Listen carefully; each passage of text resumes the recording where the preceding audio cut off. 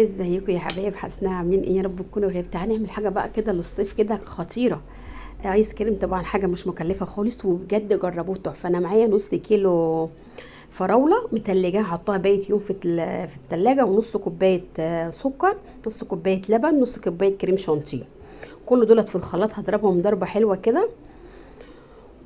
والله العظيم انتوا جربوا فعلا، هو بسيط فعلا ومش مكلف، بس في النهاية خطير جدا وطعمه تحفة. ضربته في الخلاط زي ما انتوا شايفين كده. هحطه في علبة وهرجع ادخله الفريزر تاني. ولو عايزين طبعا تحطوا للولاد او تاكلوا منه في الوقت ده، ممكن برضو تاكلوا منه، مش وحش يعني، او حلو يعني. بعد كده بقى، بعد ما بقيته برضو بتاع 4 ساعات كده ولا حاجة، هبتدي افضيه. فضيته في الكاسات وحطيت عليه حبة مكسرات من فوق كده. عندكم بقى اي حاجة زي ما انتوا شايفين كده، خطير، بسم الله ما شاء الله، تحفة. جربوا بقى.